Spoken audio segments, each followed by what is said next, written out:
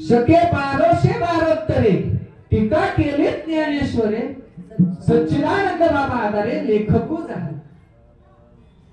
स्वतः सच्चिदानंद बाबांनी लिहिली आणि ते आज तागायत ते अमरत्व प्राप्त करून राहिले असे सच्चिदानंद बाबा म्हणून गेले. हे अधिकार सांगतात जनाबाई. मग जगायचं कसं? विवेकानंदांसारखं जगायचं. अहो वयाच्या 16व्या वर्षी शिकागोच्या धर्म परिषदेत, तिथं एक धर्म परिषद जमली होती, तिथे त्यांनी आपली भगवद्गीता लिहिली होती आणि बाकीच्या मोठ्या मोठ्या देशातले अनेक धर्मग्रंथ होते, बायबल असो कुराण असो काय असो सगळं होतं.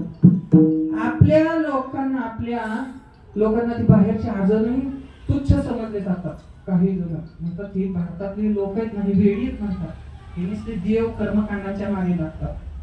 अरे आमचा भारत एवढा पुण्यवान आहे, देवभूमी आहे आमची, ही देशभूमी आहे.